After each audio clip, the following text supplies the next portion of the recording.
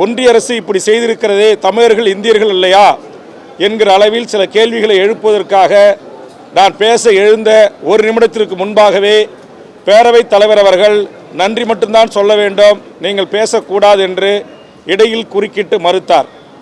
நேற்றைய தினம் வெள்ளிக்கிழமை அதுபோன்று நான் பேசிய போது என்னுடைய தொகுதி சார்ந்த பிரச்சனைகளை பேசும்போதும் புவிசார் குறியீடு பண்ருட்டி பலாவுக்கு முந்திரிக்கும் தந்ததை குறித்து பேசி விவசாயிகள் படுகின்ற துன்பங்கள் துயரங்களை ஓரிரு வரிகளில் பேச முற்பட்ட போது நீங்கள் பேசக்கூடாது என்று துண்டித்தார். பொறுத்து கொண்டேன். அதற்கு பிறகு அன்றைய தினம் கேள்வி நேரத்தில் நான் ஒரு துணை கேள்வி கேட்பதற்காக கை தூக்கி கேள்வியை கேட்க தொடங்கினேன். அவர் என் கேள்வியை கேட்க முழுவதுமாக அனுமதிக்காமல் அவர் துணை கேள்வி கேட்கக்கூடாது என்று பதிவு செய்திருக்கிறார். பேரவை குறிப்பில் இடம்பெற்றிருக்கிறது. என்னிடத்தில் அதற்கான சாட்சி இருக்கிறது.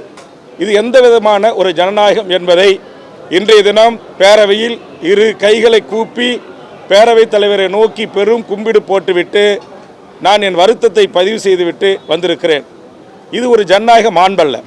ஒரு பேரவைத் தலைவர் ஒரு சட்டமன்ற உறுப்பினரை மட்டும் குறிவைத்து தொடர்ச்சியாக நியாயமான சட்டப்பூர்வமான மக்களுக்கான, மண்ணுக்கான, மொழிக்கான, இனத்திற்கான, என் தாய்மொழிக்கான, என் தமிழ்நாட்டு மீனவர்களுக்காக, தொழிலாளர்களுக்காக, விவசாயிகளுக்காக, பாதிக்கப்படுகின்ற மக்களுக்காக நான் பேச எழுகின்ற போதெல்லாம் என்னை முழுவதுமாக பேச விடாமல் தடுக்கின்ற இந்த முறையை நான் எதிர்க்கிறேன். ஆதலால் இன்றைய தினம் எனக்கு இந்த வாய்ப்பு வழங்கப்படவில்லை என்பதால் நான் பத்திரிகை ஊடக நண்பர்களுக்கு மூலமாக இந்த செய்தியை நாட்டு மக்களுக்கு தெரியப்படுத்த வேண்டும் என்கிற நோக்கில் உங்களை சந்தித்து இந்த செய்தியை சொல்லுகிறேன். மாண்புமிகு தமிழ்நாடு முதலமைச்சர் அவர்கள் இதில் தலையிட்டு பேரவைத் தலைவர் சக சட்டப்பேரவை உறுப்பினர்களை, அமைச்சர்களை அவருடைய பாணியிலேயே ஒருமையிலேயே பேசி கொண்டிருக்கிறார். முழுவதுமாக பேச அனுமதிக்க மறுக்கிறார். நான் பேசினால் எனக்கு வாய்ப்பு கிடைக்கவில்லை. ஆனால் முன்வரிசை தலைவர்கள் பல பேர் பல நிமிடங்கள், பல மணித்துளிகள் தொடர்ந்து பேசுகிறார்கள். ஆக நான் என்ன குற்றம் செய்தேன்? விதிகளை பின்பற்றி, மரபுகளை பின்பற்றி குரலற்ற மக்களின் குரலாய் என் குரல் ஒலிப்பதை பேரவைத் தலைவர் ஏன் முழுவதுமாக அனுமதிக்க மறுக்கிறார் என்பதற்கான விடையை மாண்புமிகு தமிழக முதலமைச்சர் அவர்கள் இடம் முறையிடுவேன். கண்டிப்பாக நீதி கிடைத்தால் சட்டப்பேரவை கூட்டங்களில் தொடர்ந்து பங்கெடுப்பேன். நீதி கிடைக்கவில்லை என்றால் சட்டப்பேரவை கூட்டத்தொடரில் பங்கெடுப்பதை குறித்து என் கட்சியினுடைய பொதுக்குழுவை கூட்டி முடிவெடுப்பேன் என்பதை மிக மிக வருத்தத்தோடு பதிவு செய்கிறேன். நன்றி, வணக்கம். மற்ற சட்டமன்ற உறுப்பினர்கள் 75% புகழ்ந்து பேசுவதும் 25% மக்களுக்காக பேசுறதும், நீங்க பேசுறப்ப 75% மக்களுக்கு பேசுறீங்கன்றதுனால உங்களை முடக்கிறாங்களா, இல்லை வேற ஏதாவது பிரச்சனையா? என்ன எதனால சமனா இருக்கு உங்களுக்கு? கான்ஃப்ளிக்ட் தொடர்ந்துகிட்டே இருக்கு. நான் உங்களுக்கு சொன்ன மாதிரி நான் மக்களுக்காக பேசக்கூடியவன். எந்த தரப்பு மக்கள் பாதிக்கப்பட்டாலும் அவருடைய பிரச்சனை கவன ஈர்ப்பாக, ஒத்திவைப்பாக, 0 ஹவர்ஸ் என்று சொல்லக்கூடிய நேரமில்லா நேரத்தில் எழுப்புகிறேன். ஆக அந்த விதிகளை சட்டப்பிரகாரம் பின்பற்றி எனக்குரிய நேரத்தை, எனக்குரிய வாய்ப்பை நான் கேட்கிறேன். அது அவருக்கு எரிச்சல் மூட்டுகிறது. எல்லாரும் நம்ம சொன்னால் கட்டுப்படுறாங்க, மாணவர்கள் போல் பொட்டிப்பாம்பா அடங்கிடுறாங்க. வேல்முருகன் மட்டும் எழுந்து நேரம் கேட்கிறார், கேள்வி கேட்கிறார், கவன ஈர்ப்பு பிரச்சனையை கொண்டு வருகிறார் என்று அவர் கருதுகிறார் போல். அவர் நினைக்கின்ற அளவுக்கு என்னால் செயல் முடியாது. நான் நாட்டு மக்களுக்காக தான் செயல்பட முடியும், என் தொகுதி மக்களுக்காக தான் செயல்பட முடியும். இன்று கூட ஆதிதிராவிடர் துணை கேள்வியின் போது தமிழ்நாடு முழுவதும் ஆதிதிராவிட மக்களுக்கான ஒரு சமுதாய கூட அமைத்தரப்பட வேண்டும் என்பதை குறித்து நான் கை தூக்கினேன். அவருடைய பிரைவேட் செக்ரட்டரி என்னுடைய பெயரை எழுதி அவர் கைகளில் கொடுக்கிறார். ஆனால் என்னை அழைக்காமல் அவர் கேள்வி நேரத்தை ரத்து செய்கிறார். தமிழ்நாடு முழுக்கம் ஒரு 1000 பேர் 2000 பேர் அடர்த்தியாக வாழக்கூடிய ஆதிதிராவிட மக்களுக்கு பல ஆயிரம் கோடி நிதி செலவிடப்படாமல் ஒன்றிய அரசுக்கு திருப்பி அனுப்பிவிடப்படுகிறது. அந்த பணத்தை கொண்டு அவர்களுக்கான சமுதாய கூட அமைக்கப்படுமா என்கிற ஒரு கேள்வியை நான் எழுப்புவதற்காக கை தூக்குகிறேன். மறுக்கப்படுகிறது. இது எந்தவித ஜனநாயகம்?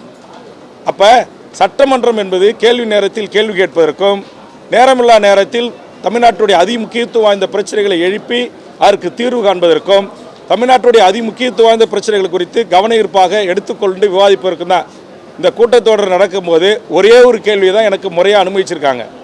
அதேமாதிரி ஒரு கவன ஈர்ப்பு கூட இத்தனை நாள் இந்த கூட்டத்தொடரில் என்னுடைய கவன ஈர்ப்பு எடுத்துக்கொள்ளப்படலை.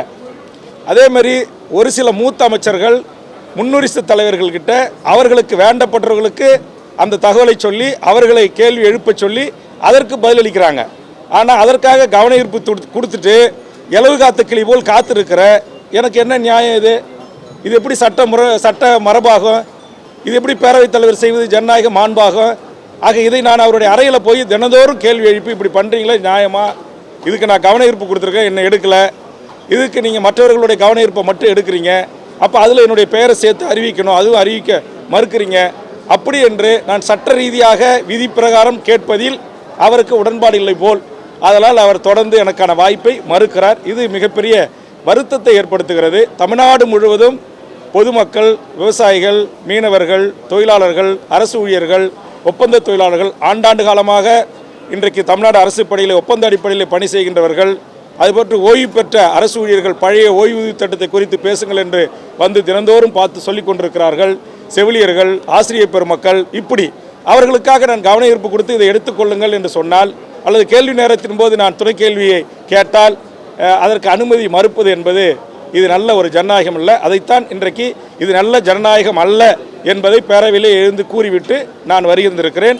முதலமைச்சரிடம் இதை குறித்து நான் முறையீடு இருக்கிறேன். முதலமைச்சர் எனக்கு ஜனநாயக வழியில் நின்று சட்டப்பேரவையில் பணி செய்வதற்கு வாய்ப்பு வழங்குவார் என்று நான் நம்புகிறேன். நன்றி, வணக்கம்.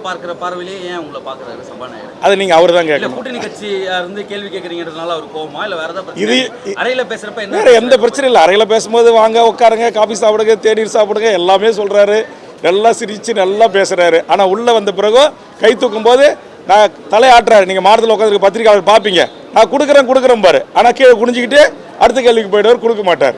பாஜக போல ட்ரீட் பண்றாரு அவங்கள, இல்ல எப்படி என்னவா ட்ரீட் பண்றாங்க? வேற கட்சியே இல்லையா உங்களுக்கு ஒப்பிடும் போது?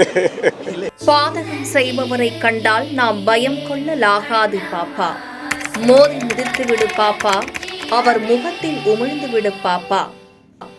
அண்மை செய்திகளை உடனுக்குடன் தெரிந்து கொள்ள இணைந்திருங்கள் எம் நாடு தொலைக்காட்சியுடன்.